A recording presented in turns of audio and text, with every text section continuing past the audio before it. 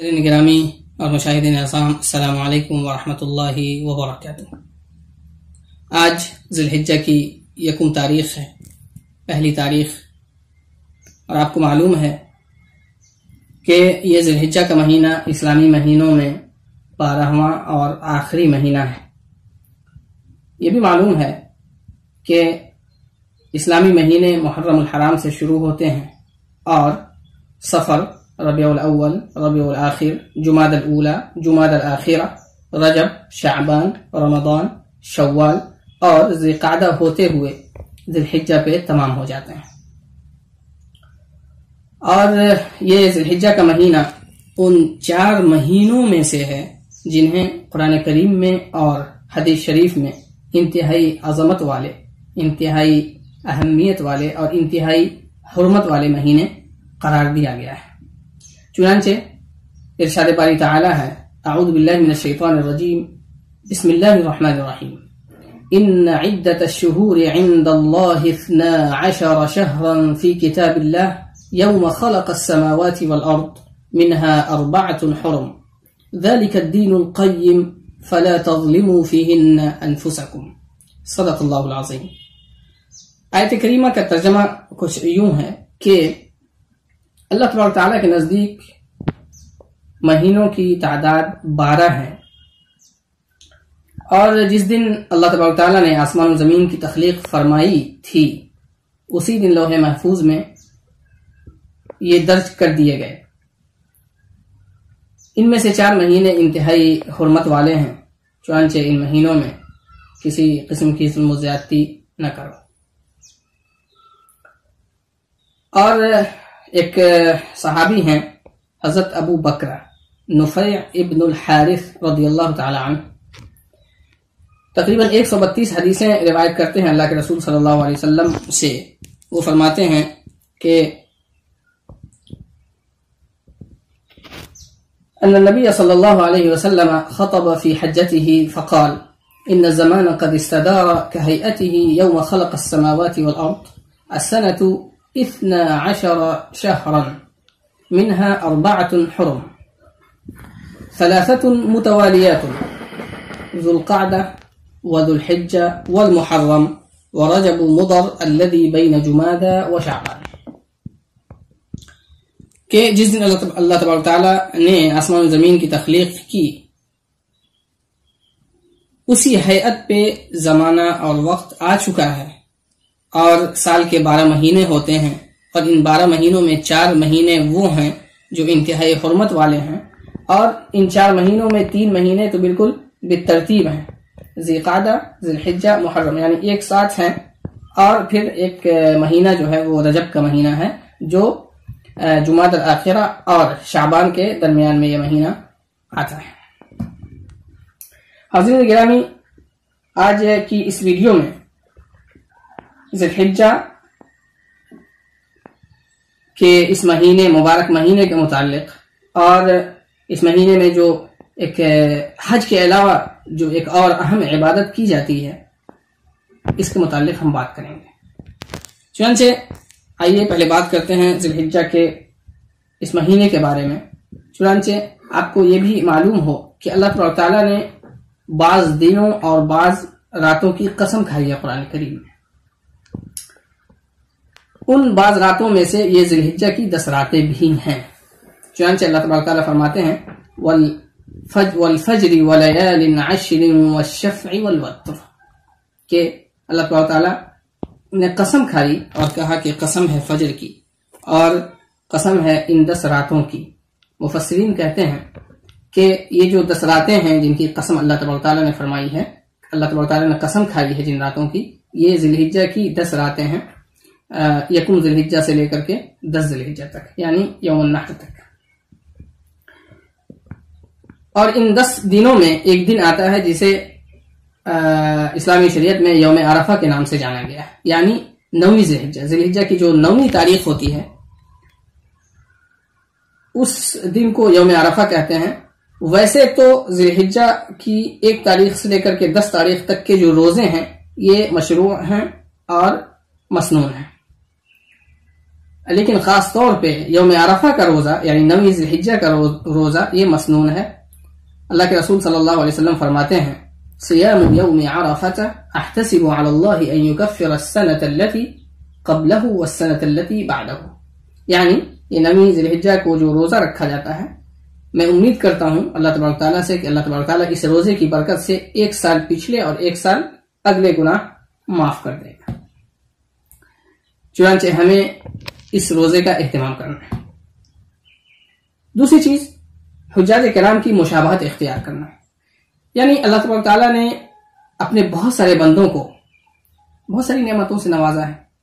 اللہ تبارک تعالیٰ کی بے شمار نعمتیں ہیں، اگر بندہ ان نعمتوں کو شمار کرنا چاہے، گننا چاہے، کاؤنٹنگ کرنا چاہے تو وہ ممکن نہیں۔ تو بہت سارے بندوں کو اللہ تبارک تعالیٰ نے اس سال حج کی سعادت سے نوازا، اور وہ لوگ ابھی مکہ المکرمہ میں قیام پذیر ہیں، حج کے مناسک ادا کریں گے، عمرہ بھی کریں گے، حضور اکرم صلی اللہ علیہ وسلم کے روضہ اطہر پہ حاضری بھی دیں گے۔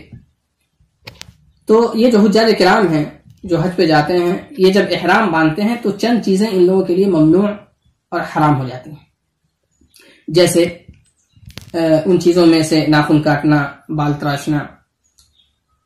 تو ہم لوگ جو اپنے اپنے گھروں میں ہیں اور اپنی اپنی جگہوں پہ ہیں، جن لوگوں کی مقدر میں اور نصیب میں اس سال حج کرنا نہیں تھا کسی بھی وجہ سے، تو ہم لوگوں کے لیے یہ حکم ہے کہ کم سے کم وہ جو حاجی لوگ ہیں ان کی مشابہت اختیار کریں۔ جیسے ان لوگوں کو ناخن نہیں کاٹنا ہے قربانی کرنے تک، یعنی ان 10 دنوں میں حجامت نہیں بنوانی ہے، تو ہم لوگ بھی ان کی مشابہت اختیار کریں اور بال نہ بنوائیں، ناخن نہ تراشیں۔ یہ دوسری چیز ہے۔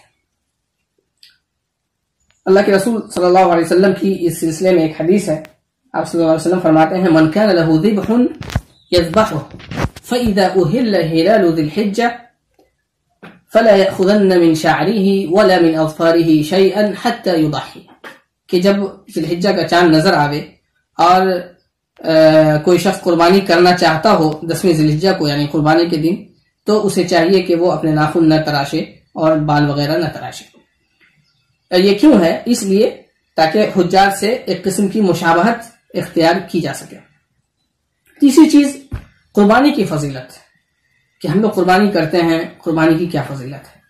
تو قرآن کریم میں اللہ تبارک تعالیٰ فرماتے ہیں وَالْبُدْنَ جَعَلْنَاهَا لَكُمْ مِنْ شَعَائِرِ اللَّهِ لَكُمْ فِيهَا خَيْرٌ، کہ یہ قربانی پوری کی پوری بھلائی ہے، خیر ہے، اس میں نفع ہے، بہت فائدے ہیں۔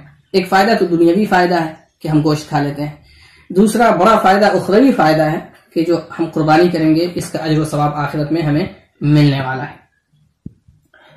اور لیکن اس کے بالمقابل کچھ لوگ ہیں جنہیں اللہ تبارک تعالیٰ نے وسعت بخشی ہے، قدرت دی ہے، مال عطا کیا ہے، لیکن بخیل، کنجوس، اللہ کی راہ میں قربان کرنا نہیں چاہتا، تو ایسے شخص کے بارے میں وعید بھی آئی ہے۔ اللہ کے رسول صلی اللہ علیہ وسلم فرماتے ہیں من كان له ساعة ولم يضحي فلا يقربن مصلانا، کہ جس کسی کے پاس طاقت ہو، قدرت ہو، اللہ نے پیسے دیے ہیں، لیکن وہ قربانی نہ کرے تو وہ ہرگز ہماری عیدگاہ میں نہ آوے۔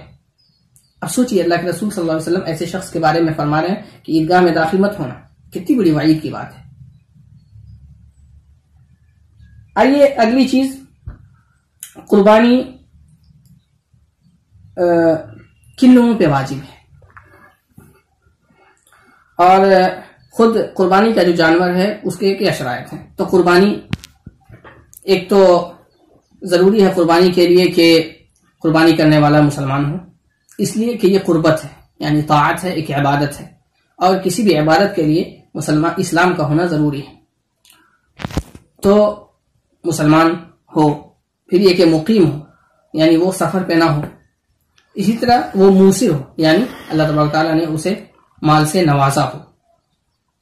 لیکن یہاں پہ ایک بات اور ذہن میں رکھنی ہے کہ اگر کوئی شخص محتاج ہے، اس کے پاس کھانے پینے کو نہیں ہے، بہت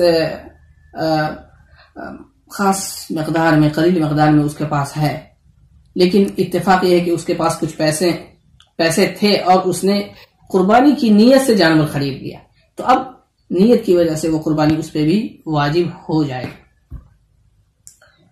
اسی طرح جو قربانی کا جانور ہے اس کے لیے ضروری ہے کہ وہ جانور ہر طرح کے عیوب سے پاک ہو۔ یہاں پہ ایک بات اور سمجھنی ہے کہ خاص عام طور پہ یہ دیکھا جاتا ہے کہ قربانی سے پہلے تقریباً 1 مہینہ 1.5 مہینہ پہلے ہم لوگ جانور خرید لیتے ہیں۔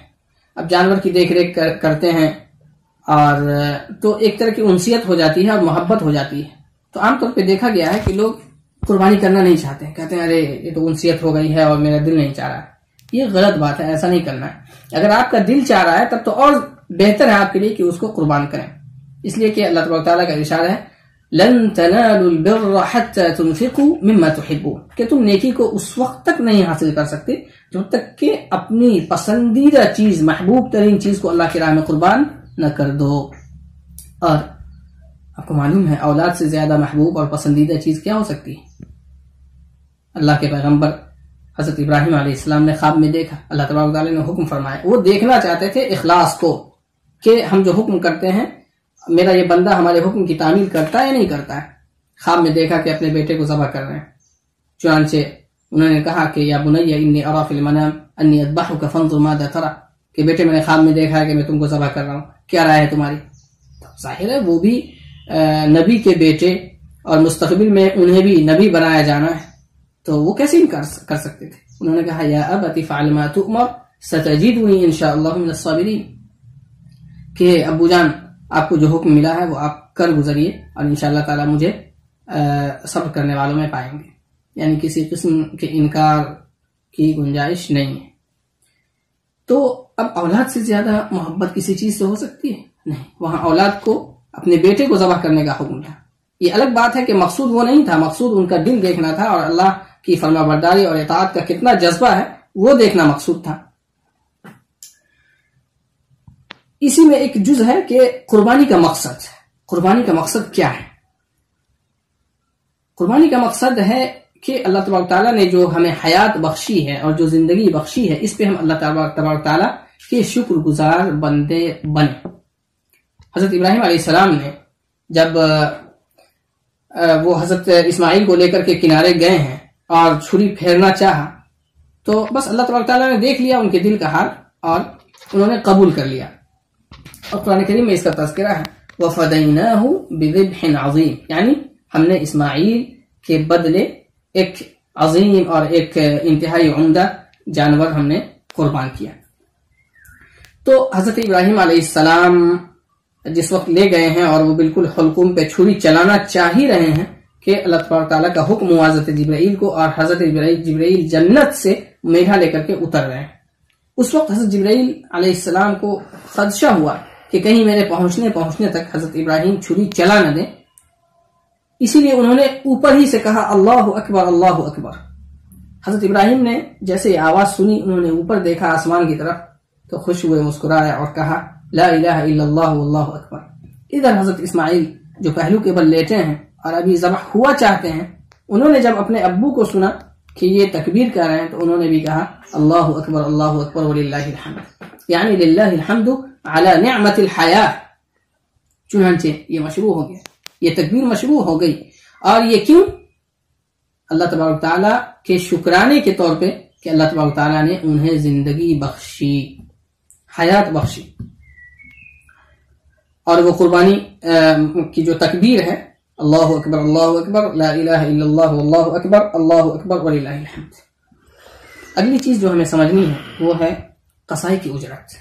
عام طور پہ یہ دیکھا گیا ہے کہ قربانی کا جو گوشت ہوتا ہے تو قصائی کی اجرت اسی گوشت میں سے دے دی جاتی ہے، ایسا نہیں کرنا ہے۔ حضرت علی رضی اللہ تعالی عنہ فرماتے ہیں امرنا الا نعطی الجزار منها شیئا، کہ ہمیں اللہ کے رسول صلی اللہ علیہ وسلم نے حکم فرمایا ہے کہ ہم قصائی کو قربانی کے گوشت میں سے اجرت کے طور پہ نہیں دیں گے، یعنی جیسے آپ کو صدقہ کرتے ہیں، گوشت ہدیہ دیتے ہیں اپنے رشتہ داروں کو، اپنے دوست احباب کو، اسی طرح اگر ہدیے کے طور پہ اگر قصائی کو دینا چاہیں تو یہ دے سکتے ہیں، لیکن اجرت کے طور پہ نہیں۔ اس کی جو اجرت ہوگی خواہ وہ روپے پیسے کے قبیل سے ہو یا اور بھی دوسری چیزوں کے قبیل سے ہو تو وہ دی جائے گی، لیکن اس گوشت میں سے اجرت کے طور پہ نہیں دینا ہے۔ آپ کو یوں ہی دینا ہو آپ پہلے اجرت دے دیجئے، اس کے علاوہ اگر دینا ہو تو پھر آپ وہ گوشت دیں. اس کے بعد کی چیز ہے تکبیر تشریق. یعنی یہ جو تکبیر ہے اللہ اکبر لا الہ الا اللہ اللہ اکبر وللہ الحمد، یہ تکبیر یوں تو یکم ذی الحجہ ہی سے مشروع ہے، اور سنت واجب یہ ہے کہ 9 ذی الحجہ یعنی یوم عرفہ جو ہے نا، 9 ذی الحجہ کی فجر سے لے کر کے 13ویں ذی الحجہ کی عصر تک یہ تکبیر تشریق واجب ہے ہر فرض نماز کے بعد. اچھا، یہ بھی نہیں کہ اگر جماعت سے نماز ہو رہی ہو تو ہم تکبیر کہیں گے پڑھیں گے، اور اگر کوئی شخص انفرادی نماز پڑھ رہا ہو تو وہ تکبیر کہے گا، ایسا نہیں. تکبیر ہر کسی کو کہنا ہے، خواہ وہ جماعت کی نماز ہو یا وہ انفرادی نماز ہو. آخری چیز گوشت کی تقسیم. گوشت کی تقسیم کے سلسلے میں بھی بہت ساری بے اعتدالیاں ہوتی ہیں، اور بس لوگ تقسیم کرنے میں غلطی کر بیٹھتے ہیں. ایک تو یہ ہے کہ قربانی سال بھر میں ایک مرتبہ ہوتی ہے اور سال بھر ہم لوگ گوشت کھاتے رہتے ہیں، لیکن قربانی کا موقع یہ ایسا موقع ہوتا ہے کہ جو ہمارے احباب لوگ ہیں جنہیں اللہ نے اتنی زیادہ سہولت نہ دی ہے، اور بہت سارے فقراء ہیں، مساکین ہیں، محتاج ہیں، غریب ہیں، تو ان لوگوں کا بھی حق ہے. وفی اموالہم حق للسائل والمحروم، کہ آپ کے پاس جو اللہ تبارک تعالیٰ نے نعمتیں عطا کی ہیں، آپ کے جو مال ہیں، ان میں ان لوگوں کے بھی کچھ حصے ہیں. تو اب حضرت عبداللہ بن عباس رضی اللہ تعالیٰ عنہ کی ایک روایت ہے، اس میں وہ فرماتے ہیں، ایک طریقہ انہوں نے بتلایا، یہ کوئی فرض اور واجب نہیں ہے، بس ایک سرل طریقہ ہے. انہوں نے کہا کہ قربانی کے گوشت کے 3 حصے کیے جائیں، اور پہلا حصہ جو ہے وہ اپنے گھر کے لیے رکھا جائے، دوسرے حصے کو اپنے دوست احباب اور رشتہ داروں میں اور جو اڑوس پڑوس کے لوگ ہیں ان میں تقسیم کیا جائے، اور تیسرا حصہ جو ہے وہ فقراء اور مساکین اور جو ضرورت مند ہیں. قرآن کریم میں اس آیت میں جو میں نے آیت شروع میں پڑھی تھی اس میں ہے فَكُلُوا مِنْهَا وَأَطْعِمُوا الْبَائِسَ الْفَقِيرَ، کہ خود بھی کھاؤ اور جو محتاج لوگ ہیں، جو ضرورت مند ہیں، ان لوگوں کو بھی کھلاؤ. تو یہ چند باتیں تھیں ذی الحجہ کے اس مبارک مہینے کے سلسلے میں اور قربانی کے سلسلے میں. اللہ تبارک تعالیٰ سے دعا ہے کہ اللہ تبارک تعالیٰ ہمیں ان سب چیزوں کو صحیح سے سمجھنے کی توفیق عطا فرمائے. السلام علیکم ورحمۃ اللہ.